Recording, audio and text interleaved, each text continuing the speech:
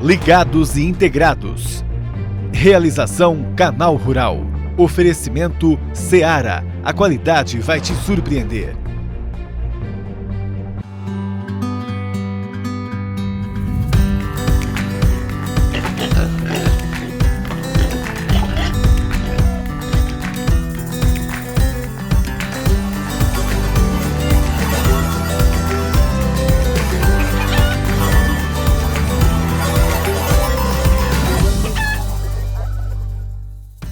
Bom dia! Hoje o Ligados Integrados vai tratar de um tema curioso, que mostra como a suinocultura brasileira é profissional e porque é respeitada no mundo. Você sabia que para se tornar uma matriz, a pequena leitoa passa por uma preparação, recebe cuidados especiais de nutrição e até psicológicos? Nós vamos mostrar tudo para você e fique aí também para não perder o nosso quadro Criar é Ciência e a Previsão do Tempo. E antes de começar, aquele recado para você participar com a gente das doações em combate ao coronavírus. Tá vendo esse QR Code que está aqui no canto da sua tela? Então, ao você apontar a câmera do seu celular para ele, vai ser levado aí pelo seu smartphone no aplicativo do PicPay com uma central de doações. E lá você vai escolher a entidade e também o valor que quer ajudar então nessa campanha. Participe com a gente se puder. E se todos nós tivéssemos a vida e o bem-estar dos animais que a gente mostra aqui no Ligados e Integrados, hein? Preste atenção nesse exemplo. O destino de uma boa parte das leitoas é se tornar uma reprodutora, né? Ou como nós chamamos no setor, uma matriz. Mas para chegar lá, ela precisa estar bem de saúde, seguir uma dieta equilibrada e também estar bem psicologicamente. Curioso, né? Quer saber mais desse processo? Veja na reportagem da Júlia Fabre. Bom dia, Júlia.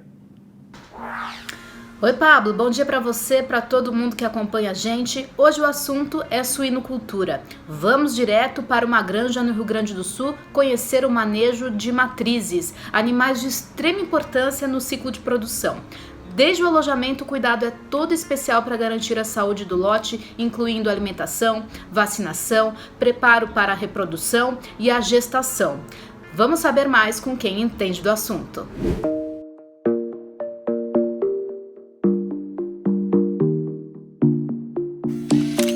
No recebimento desses animais, a gente faz a verificação da instalação, primeiramente se ela está apta a receber esses animais, notas, quantidade de animais que são entregues na granja, questões de algum problema sanitário, aprumos também, a gente faz essa verificação já ao descarregar esses animais. A alimentação desses animais durante essa fase é trato à vontade, a ração é à vontade durante todo o dia. Questões da parte de passagem de macho, 2 vezes ao dia, de 10 a 15 minutos. Hoje a gente recebe as leitoas, né? Em termos de 160 dias, as mesmas são recebidas respeitando o espaçamento, vocês podem ver. A gente faz conferência de notas, né? Revisando essa questão de notas, a questão sanitária, se elas estão respeitando a questão de pesos também. E a primeiro momento, depois de revisar essa questão de espaçamento, a gente faz a imunização delas, né? Juntamente respeitando a questão das vacinas, que o meu colega vai comentar.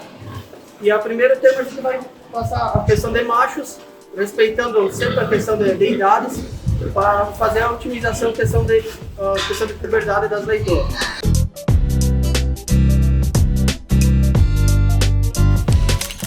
Bom, outro ponto importante, né, pessoal, é a questão da realização do flushing, que é um aporte nutricional que é dado aí 15 dias antes da cobertura, em que essas leitoas aqui, após a identificação do cio, são transferidos para baias individuais para a realização desse manejo. Esse manejo aí melhora a qualidade da ovulação e aumenta a quantidade de animais nascidos no primeiro parto, né? Além desses detalhes, a gente também tem a questão da adaptação sanitária, tá? Desses animais que chegaram na granja, onde que a gente recomenda fazer a colocação desses animais em contato com matrizes adultas, né? Além desse manejo também a gente faz o processo de vacinação, fornecimento de fezes de outros animais, inclusive de leitões, e o fornecimento também de placenta e fetos mumificados para melhorar a qualidade sanitária. Outro ponto inegociável também que a gente faz muito rigorosamente é a idade de cobertura, tá? Que nessa categoria aqui e nessa genética a gente usa a partir dos 200 dias, e também o peso de cobertura, que é a partir dos 136 quilos.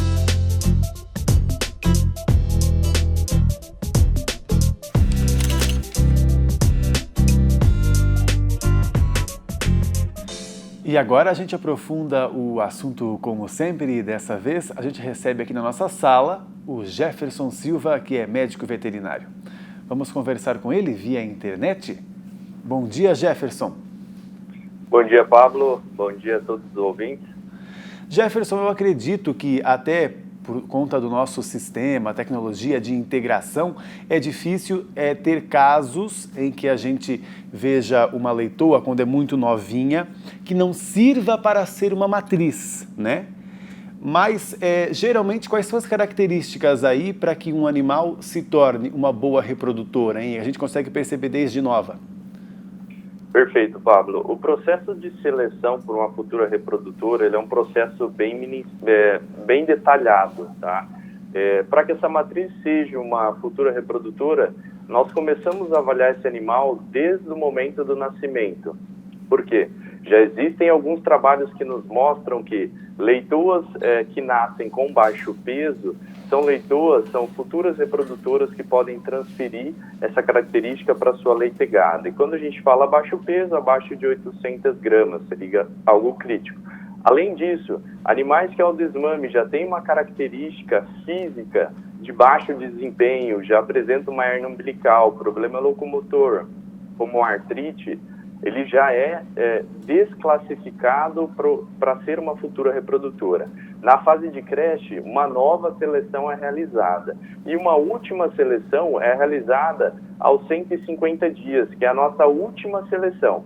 E nesse ponto nós vamos avaliar vários detalhes, dentre eles a questão de aprumos, a questão de qualidade de aparelho mamário dessas futuras reprodutoras, porque nada adianta nós termos animais altamente prolíficos, mas se esses não têm capacidade de desmamar, porque o que gere a nossa atividade em termos de UPDs e UPLs é o número de leitão desmamado. Então, mais do que nascer, essas fêmeas precisam ter tetos para desmamar esses leitões.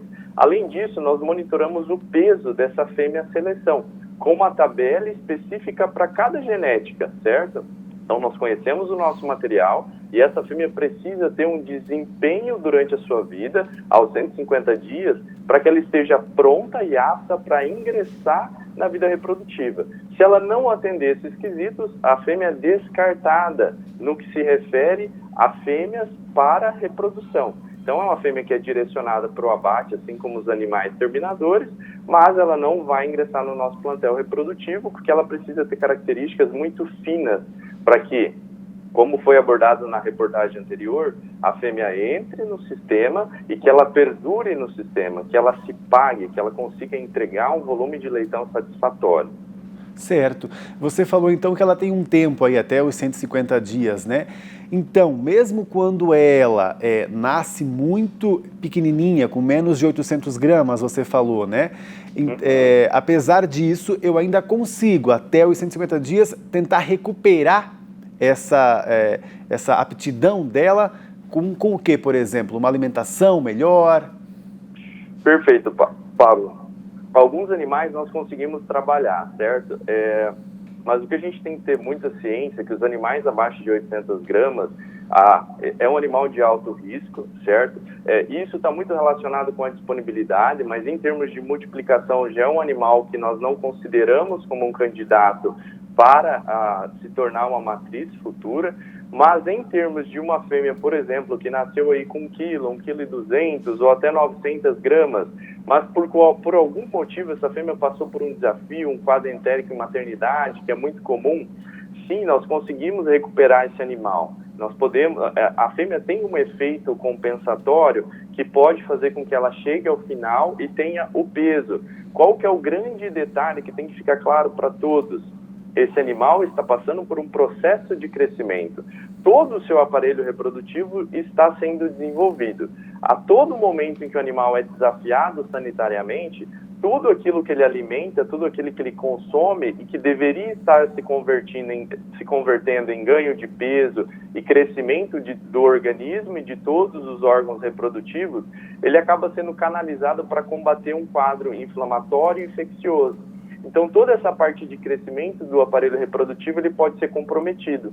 Então, não necessariamente uma fêmea que eu vou ter lá aos 150 dias, que tem um bom desempenho em GPD, em ganho de peso, vai ser uma boa matriz. Por quê? Porque isso está diretamente relacionado como foi preparado, como foi o histórico da vida dessa reprodutora. Por isso que nas granjas multiplicadoras ou nas unidades em que tem esse preparo, o cuidado com a futura reprodutora, ele começa desde o nascimento num correto manejo de colostro. Por quê? O colostro, além de ser uma fonte de energia, uma fonte de proteção contra o leitão, ele é rico em fatores de crescimento.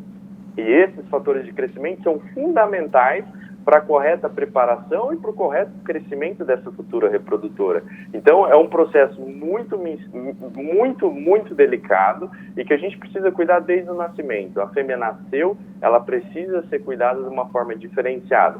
Não é chegar aos 150 dias, ter o peso adequado de crescimento e a fêmea está pronta. Existem outros fatores mais complexos que estão envolvidos nesse processo. Tá? E o fator sanitário ele está diretamente relacionado. A fêmea precisa ter um bom crescimento sem ter altos desafios sanitários. Certo. E aí, depois dessa separação, né? Quais as principais diferenças, até imagino assim na nutrição, né? De uma leitoa que vai para o corte, né? E essa que vai para se tornar uma matriz. Ela tem que tipo de enriquecimento na alimentação dela para também ser uma boa matriz, né? O que ela precisa? Excelente pergunta, Pablo. Para as nossas futuras reprodutoras, a partir dos 150 dias de idade, nós teremos que ter uma dieta mais voltada para a parte estrutural dessa matriz, principalmente ajustes relacionados a vitaminas e minerais, pensando em estrutura dessa futura reprodutora. Por quê? Para essa fêmea entrar na vida reprodutiva, ela vai ter que estar pronta fisiologicamente, no que tange a parte reprodutiva, toda a cascata hormonal de manifestação de cio e esse cio regular, e também a parte de maturidade estrutural, certo? Que vem associada ao peso. Então, eu preciso ter um ajuste nutricional e esse ajuste vai ser principalmente em níveis de minerais e vitaminas diferenciado para essa futura reprodutora. Lembre-se, é um animal que vai ficar no nosso plantel por muito tempo, então ele precisa estar preparado corretamente. Pois é, e até falando em preparação, a gente viu ali o pessoal comentando na reportagem, né, que também é uma parte muito curiosa, até uma questão psicológica ali, né, é legal que ela veja outras matrizes com mais idade e tudo mais. Por que vocês acham isso importante, né, que ela entenda até esse processo, né, visualmente? Legal, Pablo. Esse ponto de colocar a leitoa com outras matrizes, o foco principal desse processo é um processo que nós chamamos de aclimatação sanitária. Toda leitoa é um animal jovem, especialmente como naquele caso, um animal que vem de outra origem. Um exemplo muito clássico, se nós pensarmos na nossa família. Então, se nós temos, por exemplo, um quadro equilibrado, alguém que contraiu gripe, por exemplo, essa semana, a família inteira acaba contraindo gripe, certo? Mas, se vier um parente de fora, um parente de outro estado, que também está com gripe, mas seja um vírus diferente daquele que a minha família, que a nossa família se contaminou nesse momento, nós iremos nos contaminar novamente. Nós precisamos desenvolver imunidade, certo? O mesmo acontece com essas leitoas. Os agentes que estão dentro da unidade de recebimento são agentes diferentes do que o animal está carregando. E o que nós precisamos? Nós precisamos que essa leitoa, que essa futura reprodutora, ela se adapte ao meio. Então, o fato de colocar essa leitoa junto a uma matriz mais velha, nada mais é do que compartilhar a microbiota. Então, o que elas estão fazendo é uma troca de micro-organismos do que tem na granja para o indivíduo que está chegando. Para que ela consiga, essa leitoa esteja preparada, e o nosso foco principal é, primeiro, que essa leitoa não adoeça, porque nós precisamos dela com saúde, lembra-se do início da nossa conversa, então precisa de um animal que tenha saúde, e segundo, o leitão, ele nasce praticamente sem imunidade. Então, Então, a imunidade é transferida para o leitão via colostro.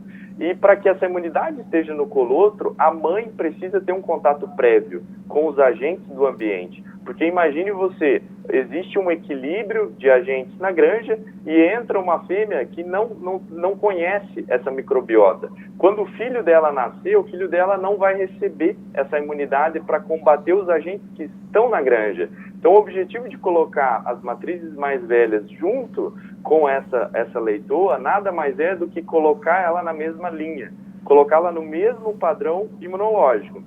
E eu digo que mais do que colocar essas matrizes mais velhas, neste caso, as leitoas que chegaram aí a 20 a 30 dias são as leitoas que também estão expressando um quadro clínico da contaminação, também são muito importantes para que esses novos animais que estão chegando tenham esse contato com a gente e acabem manifestando. Porque muitas vezes as matrizes mais velhas, quando a gente fala, por exemplo, em micoplasma, que é um agente muito importante na produção, pode ser que essa matriz não esteja excretando, ou seja, não esteja liberando. Ou o nosso exemplo da gripe, pode ser que essa porca não esteja espirrando. Como que eu vou transmitir gripe para outra pessoa? A partir do momento que eu espirro e essa pessoa acaba tendo contato com as gotículas e com as partículas virais, aí sim ela se contamina. Só que se aquela porca velha não estiver espirrando, no nosso exemplo, ela não vai contaminar essa leitoa. Mas os animais que estão manifestando e que estão excretando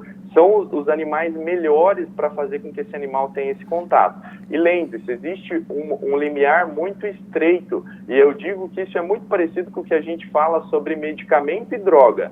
A diferença do medicamento e uma droga e um veneno é a dose. Então, se eu uso numa dose adequada, ele me ajuda. Se eu uso numa dose extremamente elevada, ele pode até me matar. A mesma coisa com a leitoa. Se eu expor essa leitoa numa situação sanitária muito agressiva, essa leitoa vai adoecer. Aí passa daquilo do que a gente conversou. Ela precisa se aclimatar, ela precisa se contaminar e ter condição de desenvolver uma resposta imunológica, porque nós estamos pensando nela em indivíduo, mas com foco muito grande nos seus filhos e depois na fase de creche e na fase de terminação. Muito legal, né? Acredito que é um trabalho muito minucioso ali dos produtores, com os veterinários, os extensionistas, né? Muito obrigado pelas informações muito boas, viu, Jefferson? Bom trabalho para vocês aí. Obrigado, à disposição. Bom dia a todos. Até uma próxima. E agora tem a sua participação aqui. Vamos ver os vídeos que vocês mandaram pra gente, porque o agro não para. Estamos dando continuidade aos trabalhos, a empresa está nos passando a maior orientação possível. Gostaríamos que todos se conscientizassem, lavassem bastante as mãos com água e sabão, né? E bastante álcool em gel, que esse produto nosso está sendo exportado, indo para fora. Então, estamos tomando todas as medidas cabíveis e estamos tomando as precauções. Um abraço a todos. Muito obrigado pelo trabalho de vocês, hein? E nos Estados Unidos, o fechamento de frigoríficos, assim como de serviços de alimentação, fizeram o consumo de carne suína cair por lá. A consequência é uma queda no preço pago pelo animal. Em vez do lucro de $10 por cabeça, previsto no começo do ano, o prejuízo médio é de $37 por cabeça, o que soma aí $5 bilhões em todo o país. O Conselho Nacional de Produtores está prestes a aconselhar o descarte dos suínos. Antes disso, pede que o excedente seja comprado como reserva de alimento ao preço de $1 bilhão pelo governo federal. Agora a gente faz um intervalo, mas depois tem aquele quadro que nos mostra uma novidade ou curiosidade sobre a criação de animais, que são as estrelas do nosso programa.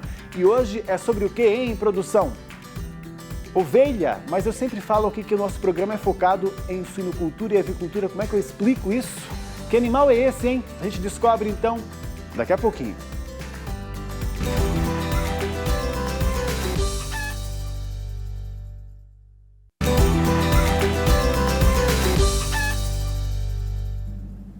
A Conab, Companhia Nacional de Abastecimento, vai leiloar a contratação de fretes para levar milho de Mato Grosso a outros estados do Brasil. A maioria da região Nordeste, mas também para São Paulo e Rio Grande do Sul. Vão ser quase 36 mil toneladas. Faz parte do programa de vendas em balcão e por meio dessa campanha aí, pequenos criadores e microindústrias têm acesso ao milho a preços compatíveis com o mercado de grandes compradores. Para participar do leilão do frete, acesse o site então da Conab ou do Ministério da Agricultura na internet. E o pregão é nesta sexta, hein? E agora, para você se planejar aí com o tempo, eu vou fazer um contato direto aqui, ó, no nosso telão, com outro estúdio virtual, onde está a Priscila Paiva. Bom dia, Priscila. Olá, Pablo, bom dia! Pois é, mais uma madrugada com temperatura baixa em boa parte do centro-sul do país. É a atuação da massa de ar de origem polar que já mostra para que veio, né? Provocar muito frio, principalmente nos pontos mais altos do norte do Rio Grande do Sul, Santa Catarina e do Paraná. A ausência de nuvens é a grande característica desse sistema. A frente fria que estava lá no sudeste já está no Espírito Santo. Olha só como começamos amanhã com temperaturas em torno aí de 4 a 6 graus entre o Paraná e Mato Grosso do Sul. A gente observa que a chuva continua volumosa, principalmente em Mato Grosso, sul do Pará, sul do Amazonas, Maranhão e Piauí, em alguns pontos com até 100 milímetros nos próximos dias. E no centro-sul do país a gente tem tempo mais aberto, porque é a característica da massa de ar de origem polar, tá? Pegando aqui as cidades que você me enviou, Forquilinha, Santa Catarina, a gente vê que pelo menos até o início de maio não vamos ver instabilidades significativas. Aliás, dá para contar com chuva mais significativa só em meados do dia 10 de maio em Forquilinha, aí com 58 milímetros, mais concentrados aqui perto do dia 10 de maio. E a temperatura? A gente vem de uma temperatura mais baixa nos próximos dias, mínimas em torno aí de 15 graus, no dia 21, mínimas em torno de 18, máximas em torno de 27, 28, e a tendência no início de maio é dessas temperaturas mínimas até aumentarem bastante. A gente não vai ter aí frio muito intenso para Santa Catarina depois desta onda de frio que a gente está vivendo agora nesta semana. Vamos mudar de lugar? Vamos para Pernambuco, São Bento do Una, onde a partir de agora as ondas de leste começam a atuar cada vez mais.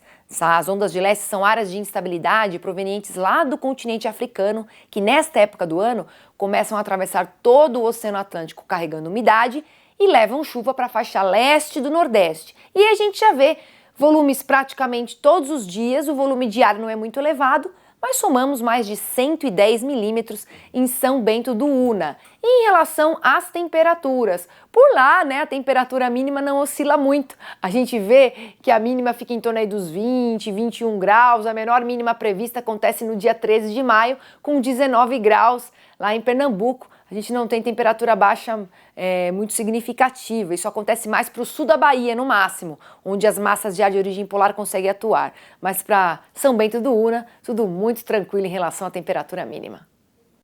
Obrigado, Priscila. Então, Santa Catarina não vai ter aquela amplitude, né, em maio, vai ter o veranico de maio, que a minha mãe fala. Então tá bom. E agora tem a participação de você aí, que mandou pra gente pelo WhatsApp, porque o agro não para. Estamos preocupados, sim. E muito, mas estamos fazendo a nossa parte, adotando medidas sanitárias para que se evite a propagação dos vírus. Assim, os funcionários estão isolados no núcleo onde trabalham para preservar a sua saúde e usam macacões, botas adequadas a cada setor do aviário.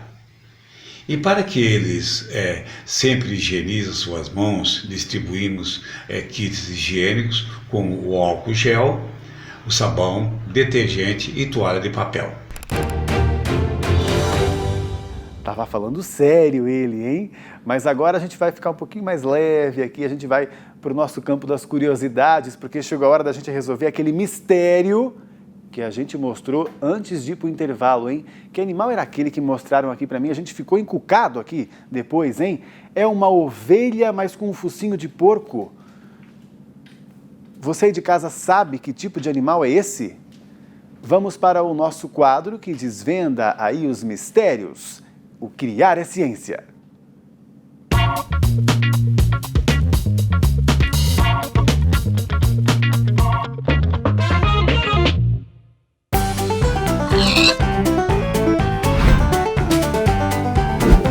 Mas que animal é esse? Será o cruzamento de uma ovelha com um suíno? Não. Existe mesmo um suíno felpudo e cheio de lã. Trata-se de uma raça especial chamada Mangalitsa, que resultou do cruzamento entre javalis e suínos domésticos. O porco-ovelha foi criado lá nos idos dos anos 1830 pelo Império Austro-Húngaro. A raça quase desapareceu, mas em 1994 teve início um programa de controle de procriação na Hungria. E hoje vivem no país milhares de fêmeas reprodutoras.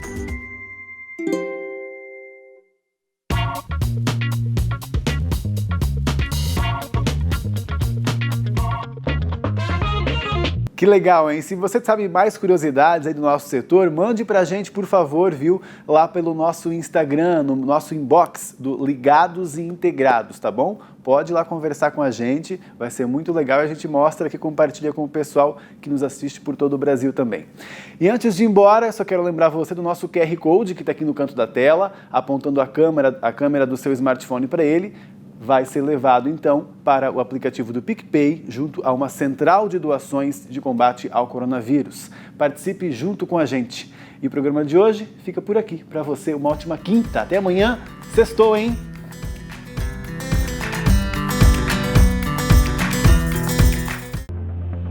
Ligados e Integrados. Realização Canal Rural. Oferecimento Seara. A qualidade vai te surpreender.